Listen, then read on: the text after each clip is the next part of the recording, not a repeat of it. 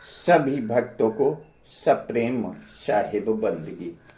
कबीर दास जी का मूल ग्रंथ बीजक है। बीजक में बताए गए राह पर अगर मानव चले तो फिर उसे कभी भी आवागमन के चक्र में नहीं पड़ना पड़ेगा। कबीर दास जी के रामायणी 14 में कबीर दास जी ब्राह्मण, मुसलमान, जैनी इत्यादि धर्म गुरुओं पर सीधा प्रहार करते हैं। उनका कहना है कि वो मोक्ष का मार्ग अपने भक्त को नहीं बताते, केवल झूठ का खेती करते हैं और अपने शिष्य को नरक में डालते हैं। तो आइए सुनते हैं रामायणी 14 का विवेचन। बरसो पापी याहि गुमानी, पाखंड रूप छलेउ नर जानी। अब बामन रूप छलेउ बलि राजा, अब ब्राह्मण किन्न कवन को काजा। ब्राह्मण ही सम किन्हे चोरी, बामन ही को लागल खोरी। बावन किन्नो वेद पुराना, कैसो के मोही मानुष जाना। इस जो अभिमानी है, जिसके पास घमंड है, वह बड़ा पापी है। अभिमानी मनुष्यों को भोले भाले जानकर अनेक पाखंड रूप धारण कर उन्हें छला। मनुष्य को बामन रूप बनाकर राजा बलि को छला। छली ब्राह्मणों ने कौन सा कल्याणकारी कार्य किया, ये आप लोग बताइए। ब्राह्मणों ने ही शास्त्रों की कल्याणकारी बातों की चोरी कर छुपाकर अपने स्वार्थ सिद्धि में अनुकूल बातें रचकर शास्त्रों में डाली और उसे प्रचारित किया। जो मूल ग्रंथ वेद शास्त्र है उसको गायब करके और उसमें करेक्शन कर दिया, कुछ न कुछ अपने उसमें लिख डाला। अतः इसका दोष भी ब्राह्मणों को लगा। ब्राह्मणों ने वेद पुराणों की रचना इस प्रकार की कि लोग उन्हें किसी भी भांति उत्तम पूजनीय मानव समझे। एक से ब्रह्म पंथ चलाया, एक से हंस गोपाले गाया। एक से शंभु पंथ चलाया, एक से भूत प्रेत मन लाया।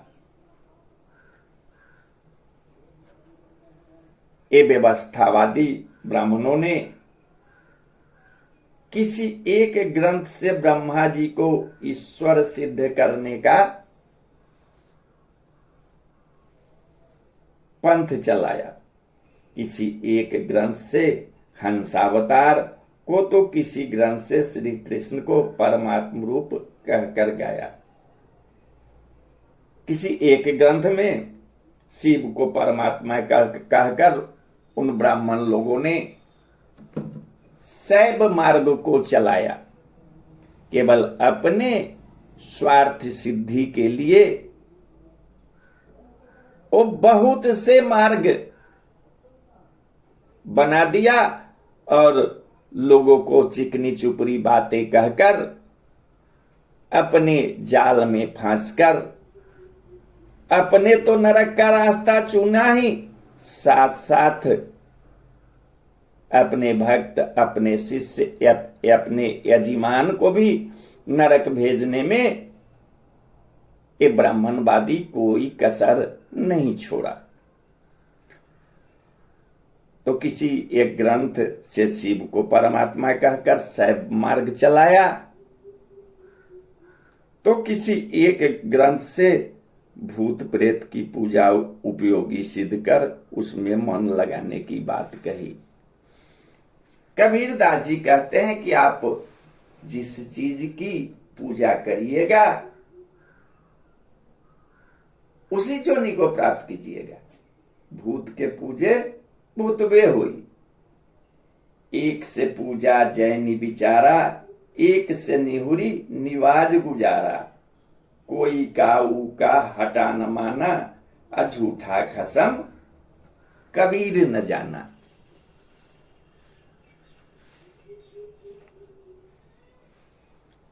जैन धर्म वाले जो है लोग हैं, जैन धर्म वाले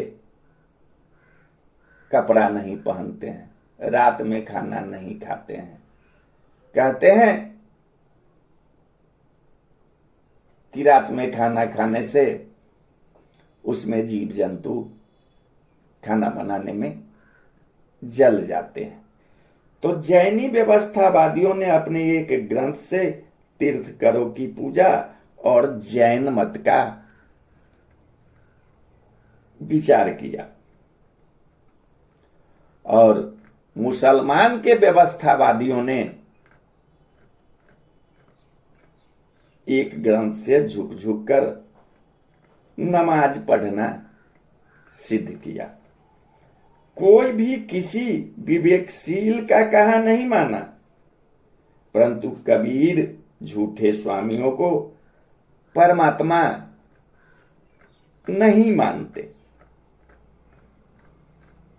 जैन धर्म वाले एवं मुस्लिम व्यवस्थावादी भी ब्राह्मणों से अलग नहीं है, इससे कुछ ज्यादा ही है। इसमें तो ब्राह्मणवादी में सभी को छूट दिया गया है कि सभी आदमी पूजा पाठ कर सकते हैं, भगवान की पूजा आराधना कर सकते हैं। लेकिन मुसलमान लोग अपने मस्जिद में किसी महिला को नहीं जाने देते।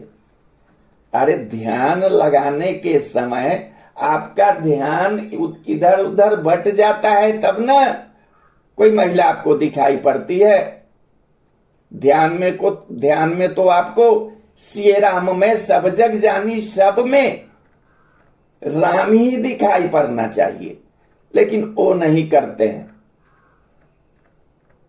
जाके नमाज पढ़ते हैं,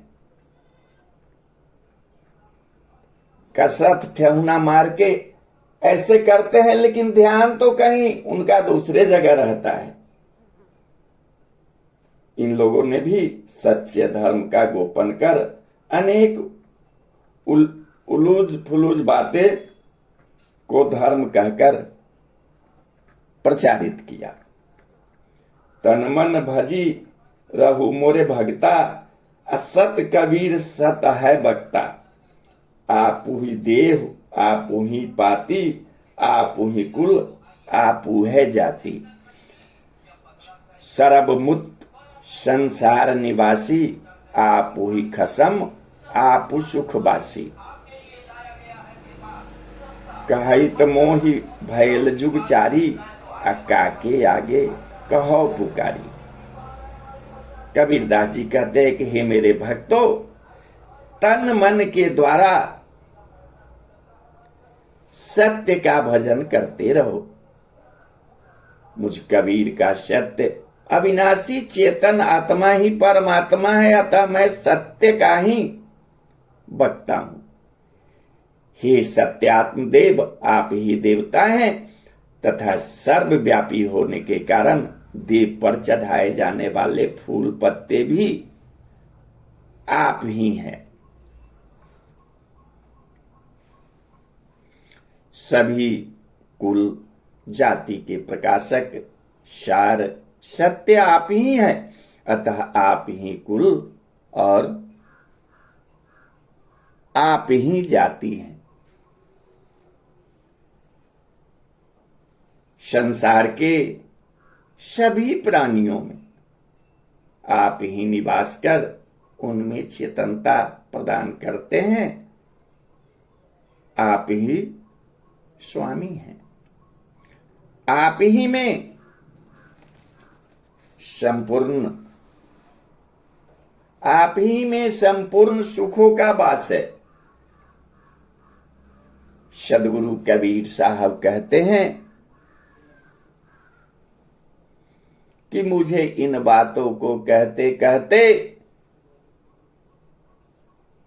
4 युग बीत गए। अब किसके आगे पुकार कर कहूं?